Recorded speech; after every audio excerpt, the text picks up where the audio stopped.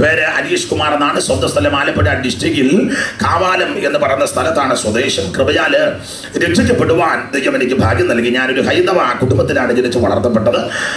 എൻ്റെ ജനനത്തിൽ വെച്ച് തന്നെ ഈ ലോകത്ത് നിന്ന് ഞാൻ മാറ്റപ്പെടേണ്ടതായിരുന്നുവെങ്കിൽ സർവശക്തനായ ദൈവം വളരെ അത്ഭുതകരമായിട്ട് എന്നെ രക്ഷിച്ചു. എൻ്റെ മാതാവിൻ്റെ രണ്ടാമത്തെ ഡെലിവറിയിലാണ് ഞാൻ ജനിച്ചത്. വീട്ടിൽ വെച്ച് ഒരു കുട്ടിയെ പ്രസവിച്ചുവെങ്കിലും ആ പ്രസവം പൂർണ്ണമായി നടക്കാതെ നിമിത്തം പെട്ടെന്ന് ഹോസ്പിറ്റലിൽ അഡ്മിറ്റ് ആക്കി. ഡോക്ടർമാർ പറഞ്ഞു ഈ കേസ് ബുദ്ധിമുട്ടുണ്ട്, ഇത് ഒന്നും കൂടുതൽ കുട്ടികളുണ്ട്, അതുകൊണ്ട് ഒന്നുകിൽ ഈ സ്ത്രീയെ രക്ഷപ്പെടുത്താം, ഇല്ലെങ്കിൽ ഈ കുട്ടികളെ രക്ഷപ്പെടുത്താം, എന്താ വേണമെന്ന് ചോദിച്ചു. എൻ്റെ പിതാവിനോട് മാതാവിൻ്റെ മാതാപിതാക്കളോട് ചോദിച്ചപ്പോൾ അവർ പറഞ്ഞു എങ്ങനെയെങ്കിലും ഈ സ്ത്രീ രക്ഷപ്പെടട്ടെ, കുട്ടികൾ മരിക്കുന്നെങ്കിൽ മരിക്കേണ്ടെന്ന് പറഞ്ഞു. അങ്ങനെ ഡോക്ടർമാർ ഡെലിവറി നടത്തി. 1975 ഓഗസ്റ്റ് മാസം 13 രാത്രിയിൽ 9:45 കഴിഞ്ഞപ്പോൾ ഒരു കുട്ടിയെ പ്രസവിച്ചു. ചില മണിക്കൂറുകൾ കഴിഞ്ഞപ്പോൾ മറ്റ് 2 കുട്ടികളെ പ്രസവിച്ചു. ഡോക്ടർമാർ വിധി എഴുതി, കുട്ടികൾ 3 മരിച്ചു വന്ന്.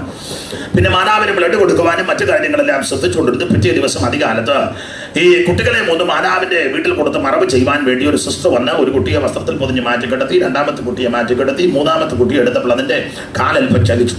അവർക്ക് സംശയം തോന്നി അതിന് ജീവനുണ്ടെന്ന്. അവരോട് ചെന്ന് ഡോക്ടറോട് പറഞ്ഞു അതിൽ ഒരു കുട്ടിക്ക് ജീവനുണ്ടെന്ന് പറഞ്ഞു. അവർ പറഞ്ഞില്ല സിസ്റ്ററെ, നിങ്ങളുടെ ഭയം കൊണ്ട് തോന്നിയതാ, ജീവനില്ല, കൊടുത്തു വിട്ടേക്കാൻ പറഞ്ഞു. അവരെ വീണ്ടും വന്ന കുട്ടിയെ എടുത്തപ്പോൾ അതിന് ജീവനുണ്ടെന്ന് മനസ്സിലായി. വേഗത്തിൽ തന്നെ ഒരു ലേഡി ഡോക്ടർ അവരെ നിർബന്ധിച്ചുകൊണ്ട് വന്ന് കുട്ടിയെ കാണിച്ചു. ഒരു നോക്കിയപ്പോൾ അതിന് ജീവനുണ്ടെന്ന് ബോധ്യപ്പെട്ടു. ക്ഷണത്തിൽ തന്നെ കുട്ടിയെ എടുത്തുകൊണ്ട് വേണ്ട പ്രഥമ ശുശ്രൂഷകളെല്ലാം നൽകി. ഒറ്റ വാക്കിൽ പറഞ്ഞാൽ മറ്റ് 2 ആൺകുട്ടികളെ മാതാവിൻ്റെ വീട്ടിൽ കൊടുത്ത് മറവ് ചെയ്തു. 3ാമത്തെ കുട്ടി അത്ഭുതകരമായി രക്ഷപ്പെട്ടു. നാളെ ഞാൻ പറഞ്ഞ പോലെ ഇപ്പം കുട്ടിയാരാ നിങ്ങൾക്ക് പിടികിട്ടി കാണും. ദൈവം ഒരു വ്യക്തിയെ കണ്ടാൽ ആമന് സ്വോത്രം ഏതെല്ലാം അനർത്ഥം വന്നാലും പിടിവെക്കും. പണ്ടൊരു യോഗത്തിന് പ്രസംഗിച്ച് യോഗമെല്ലാം കഴിഞ്ഞപ്പോൾ ഒരു അമ്മച്ചി വന്ന് ചോദിച്ചു ആ കൊച്ചിപ്പോൾ ഉണ്ടോ എന്ന് ചോദിച്ചു. അതൊക്കെ നമ്മുടെ ആൾക്കാരുടെ വകതിരിവ്. ഞാൻ പറഞ്ഞ ഇപ്പോഴും ജീവിച്ചിരിപ്പുണ്ടെന്ന് പറഞ്ഞു. അപ്പൊ അങ്ങനെ ജനനത്തിൽ വെച്ച് രക്ഷപ്പെടുവാൻ ദൈവം എനിക്ക് ഭാഗ്യം നൽകി. ഞങ്ങള് ഹൈന്ദവരായതുകൊണ്ട് വന്നത്തെ വിശ്വാസ ആചാര അനുഷ്ഠാനങ്ങളിലൊക്കെ വളരെ താല്പര്യരായതുകൊണ്ട് നേർച്ചകളും പൂജകളും ഒക്കെ കഴിച്ച് ബാല്യപ്രായത്തിൽ അക്ഷണത്തിൽ ആ രീതിയിലാണ് ഞാൻ വളർന്നത്. ഓർമ്മയായ സമയം മുതൽ എല്ലാ ദിവസവും രാവിലെ ക്ഷേത്ര ദർശനം നടത്തുകയും പ്രാർത്ഥിക്കുകയൊക്കെ ചെയ്യും. എൻ്റെ ചെറുപ്രായത്തിലെ ആഗ്രഹം, പ്രായമായി പക്വതപ്പെട്ട് കഴിഞ്ഞാൽ ക്ഷേത്രത്തിൽ ഇങ്ങനെയുള്ള പൂജാകാര്യങ്ങൾക്ക് വേണ്ടി പോകണം എന്നായിരുന്നു ഹൃദയത്തിലെ ആഗ്രഹം. അമ്മയുടെ അച്ഛൻ മന്ത്രപൂജാവധി അറിയാവുന്ന മനുഷ്യനായതുകൊണ്ട് ബാല്യപ്രായത്തിൽ ചില കാര്യങ്ങളൊക്കെ എന്നെ പഠിപ്പിച്ചു. ആ നിലയിലാണ് ഞാൻ വളർന്നത്. ഓർമ്മയായ സമയം മുതൽ എല്ലാ ദിവസവും രാവിലെ ക്ഷേത്രത്തിൽ പോകും. രാമായണം വായിക്കാനും ഭാഗവതം വായിക്കാനും ഒക്കെ പോയിട്ടുണ്ട്. ആ നിലയിൽ വളരെ ഭക്തിയിലാണ് ജീവിച്ചത്. അങ്ങനെ ഞാൻ വളരെ എന്നാൽ ആവും വിധം ഭക്തിയിൽ ജീവിച്ചു. പഠിച്ചുകൊണ്ടിരുന്നപ്പോഴാണ് രക്ഷിക്കപ്പെടുവാൻ, യേശുവിനെ അറിയുവാൻ ദൈവം എനിക്ക് ഭാഗ്യം നൽകി. കർത്താവിനെ മഹത്വം ഉണ്ടാകട്ടെ.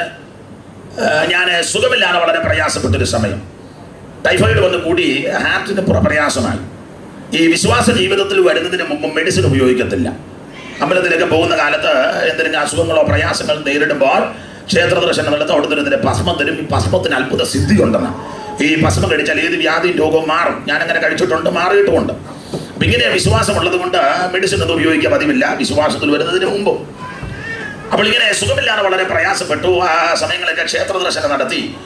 എല്ലാ ദിവസവും രാവിലെ ഞാൻ രാവിലെ 4:45 അമ്പലത്തിൽ ചെല്ലും. 4:45 നിർമ്മാല ഈ തടപ്പ് കുളിപ്പിക്കും. പിന്നെ 4:45 കഴിയുമ്പോൾ നിർമ്മാല ദർശനം, 6:15 ഉഷപൂജ, പിന്നെ 12 മണിക്ക് പന്തീരടി, പിന്നെ ഉച്ചപൂജ, പിന്നെ അങ്ങനെ എല്ലാ പൂജകൾക്ക് സംബന്ധിക്കും സ്കൂളിൽ പോകാത്ത ദിവസങ്ങളിൽ. അപ്പം ഞാൻ ഈ ക്ഷേത്രത്തിൽ പോയി പ്രാർത്ഥിക്കുന്നുണ്ടെങ്കിലും അസുഖത്തിന് യാതൊരു ഭേദമില്ല. വല്ലാതെ അസുഖം വഷളായി മൂർച്ഛിക്കാൻ തുടങ്ങി. ഒരു ദിവസം രാവിലെ ക്ഷേത്ര ദർശനം കഴിഞ്ഞ് വീട്ടിലേക്ക് വന്നപ്പോൾ എനിക്ക് പെട്ടെന്ന് അബോധാവസ്ഥയായി. പെട്ടെന്ന് അസുഖം അങ്ങ് മൂർച്ഛിച്ചു. എൻ്റെ ഫാദറിന് കള്ള് ഷാപ്പിൻ്റെ ജോലിയാണ്. അദ്ദേഹം രാവിലെ അവിടേക്ക് പോയി. മാതാവ് വീട്ടിലുണ്ട്, സഹോദരങ്ങൾ സ്കൂളിൽ പോയി.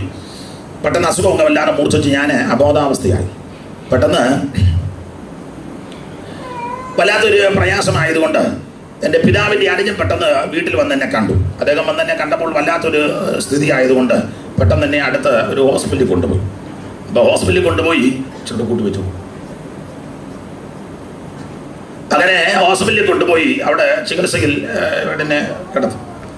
ഡോക്ടർമാർ വന്ന് പറഞ്ഞു ഹാർട്ടിന് പ്രോബ്ലം കൊണ്ട് ഇവിടെ അഡ്മിറ്റ് ആക്കാൻ പറഞ്ഞു. അങ്ങനെ അഡ്മിറ്റായി. ആ ഹോസ്പിറ്റലിൽ ഞാൻ 14 ദിവസം ചികിത്സയിൽ കഴിഞ്ഞു.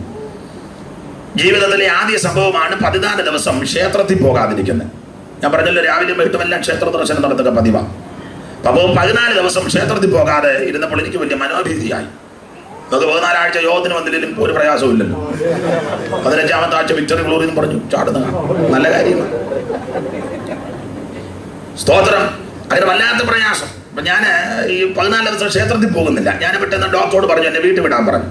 അദ്ദേഹം പറഞ്ഞു സാധ്യമല്ല, കുറച്ച് ദിവസം കൂടെ ചികിത്സ തുടരാൻ പറഞ്ഞു. ഞാൻ പറഞ്ഞില്ല, എനിക്കാണെങ്കിൽ അമ്പലത്തിൽ പോകുന്നയാളെ, എനിക്ക് പോകുന്നതിന് വലിയ പ്രയാസമാണ്, വിടണമെന്ന് പറഞ്ഞു. ഒടുവിൽ എൻ്റെ നിർബന്ധത്തിനും ശാഠ്യത്തിനും കീഴ്പ്പെട്ടെന്ന് തോന്നുന്നു. അദ്ദേഹം പറഞ്ഞു വീട്ടിൽ വയ്ക്കുമെന്ന് പറഞ്ഞു. കാരണം മരുന്നും ടാബ്ലറ്റും ഒക്കെ നൽകി എന്നോട് പറഞ്ഞത് ഇത് കഴിക്കണം, നിർദ്ദേശങ്ങളൊക്കെ നൽകി. ശരീരം അനങ്ങരുത്, ഒച്ചയെടുക്കരുത്, സ്പീഡ് അനക്കരുത്, ജോലി ചെയ്യരുത്, ശരീരം വിയർക്കരുത്, ഇങ്ങനെ ഒത്തിരി നിർദ്ദേശങ്ങൾ നൽകി. ഈ മരുന്നൊക്കെ വാങ്ങി വീട്ടിൽ വന്നുവെങ്കിലും പിറ്റേ ദിവസം ഞാൻ അമ്പലത്തിൽ പോകാൻ തുടങ്ങി. രാവിലെ വീട്ടുമല്ല അമ്പലത്തിൽ പോകുന്നുണ്ട്. എങ്കിലും അസുഖത്തിന് യാതൊരു ഭേദമില്ല. ഓരോ ദിവസവും അസുഖം വല്ലാതെ വഷളാകാൻ തുടങ്ങി. പിന്നീടുള്ള അസ്വസ്ഥത ഈ വയറങ്ങ് ദീർഘുക, നെഞ്ചിനകത്തെ കഠിനമായ വേദന, മരണഭീതി, അതുകൂടങ്ങും അല്ലാതെ മരണഭീതി അനുഭവിച്ചിട്ടുള്ളവർക്ക് ഞാൻ വലിയ പ്രയാസം. മരണഭീതി എനിക്കാണെ മരിക്കാൻ പേടിയാണ്, ഇപ്പോഴും പേടിയാണ്. സത്യം പറയണമല്ലോ, എനിക്ക് ആകാൻ പേടിയാണ്. അത് ഇപ്പം പേടിയുണ്ടെങ്കിലും പ്രത്യാശയുണ്ട്. അന്ന് പ്രത്യാശ ഇല്ലാത്തൊരു കാലമാണ്. അപ്പം അതുകൊണ്ട് മരിക്കാൻ പേടിയാണ്. മരിച്ചാൽ നരകത്തിൽ പോകും, നശിച്ചു പോകും. അതുകൊണ്ട് ഭയമാണ്, മരണഭീതി എന്നെ വല്ലാതെ അലട്ടി. ഞാനാകെ ഭാരപ്പെട്ടു. ഈ സമയത്ത് ആലപ്പുഴ മെഡിക്കൽ കോളേജിൽ ട്രീറ്റ്മെൻറ്റ് നടത്തി. എങ്കിലും അസുഖത്തിന് യാതൊരു ഭേദമില്ല. ഈ നാളുകളിൽ അനേക ക്ഷേത്രങ്ങളിൽ പോയി പ്രാർത്ഥിച്ചു, പൂജകളും നേർച്ചകളും ഒക്കെ കഴിച്ചുവെങ്കിലും അസുഖത്തിന് യാതൊരു ഭേദമില്ല.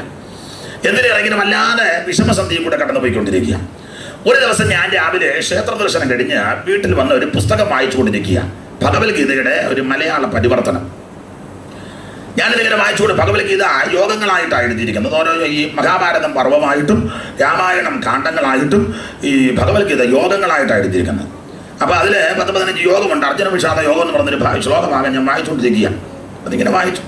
അതിങ്ങനെ അയാമുക്തം ഋഷികേശം കൂടാകേശനെ ഭാരതാതിഭൂതം ചങ്പ്രോക്ത ആദീപം ഗമിച്ചത് എന്നൊരു ശ്ലോകമുണ്ട്. അത് ഞാനിങ്ങനെ ചൊല്ലിക്കൊണ്ടിരിക്കുക. അപ്പോൾ ഇത് വായിച്ചുകൊണ്ടിരുന്നപ്പോൾ ഹൃദയത്തിലൊരു തോന്നൽ, അടുത്തൊരു വീട്ടിലേക്ക് പോകണം. ഞാൻ പുസ്തകത്തോടെ മടക്കി വെച്ചു. അപ്പം വീട് ലക്ഷ്യമായി, എനിക്ക് വീട് മനസ്സിലായി, വീട്ടിൽപ്പെട്ടവരെ മനസ്സിലായി. അപ്പം ഞാൻ എന്നോട് തന്നെ പറഞ്ഞു, ദൈവമേ അവര് ക്രിസ്ത്യാനികളാണല്ലോ, എങ്ങനെ അങ്ങോട്ട് പോകുന്നത്, ഒരു പ്രയാസം.